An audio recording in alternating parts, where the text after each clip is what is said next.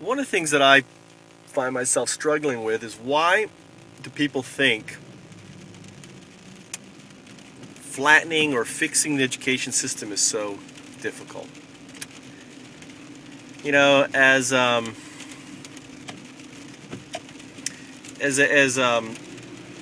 can't think of his name.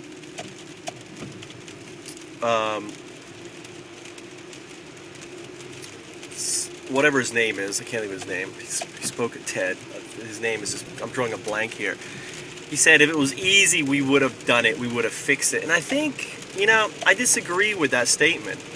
Because I think we haven't fixed it is because, one, we really haven't had the technology until the last 5 years. And I could provide a very good case for that. Which I'm not going to talk about now, but I could sit around and talk about. Two is, what we seem to try to do is complicate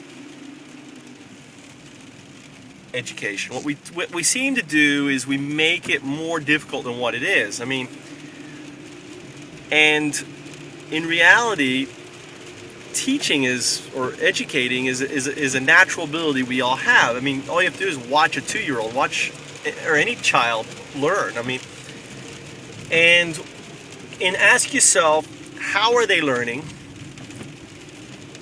And how could we create a learning system based on that innate ability of learning?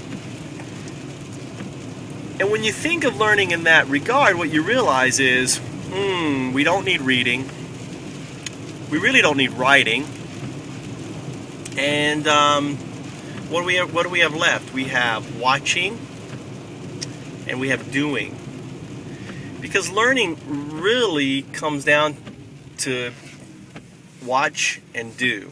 And really, the dialectic is really watch, do, fail, watch again, do again, fail, succeed, do again, master. And it's all about doing and repeating. And if you watch any child, a child will sit there and watch a show over and over and over and over. They don't get bored. They can watch the same material again and again and again. And that's part of the learning mode that the brain has, is it's conditioned to watch again, repeat. And a lot of actually, especially in Japan, and a lot of people get that, replaying kid shows. They play the same show in Japan every day for a week. I mean, it's the same. Then they change it, and then they do another one and another one. So, in regards to providing everyone a fundamental education in math, science, and language arts, we can do it very easily, without being hung up on the whole reading and writing. Now, I do believe reading and writing is important, so don't read into what I'm saying. What I'm saying is, the basic delivery system would be an audio-visual methodology with reading and writing as an ancillary. Think of it this way. Think of your iPhone. It's like you watch, you can do, and then when you need to read or write, you pull up a keypad, and and then there's a keyboard. It's not like there's always a keyboard, because, see, they realize that you don't need to have a keyboard there all the time. A keyboard is there when you need it, like when you search or whatever. And in reality is, you don't really need it. If you could build an iPhone around the Google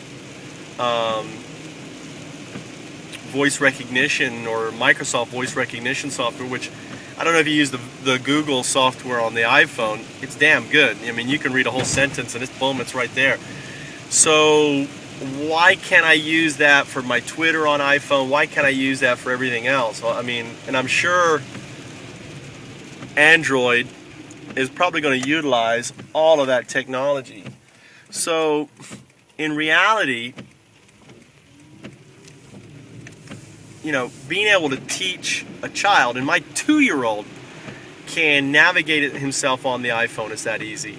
and can open an application, can run an application, can go into the settings, change the application, go back and play the application. This is a 2-year-old, not even 3 years old. And I would have a video of it.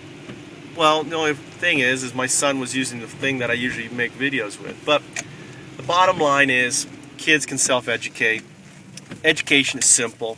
Flattening global education really is a piece of cake. And, you know, we create our own demons. We create difficulties where where there are none. And we define our reality. So if we start saying flattening education is tough, is difficult, guess what? Because Ken says it, that's his name, because Ken says it, oh, it must be true. And thus it becomes a self-fulfilling paradigm. Does that make any sense?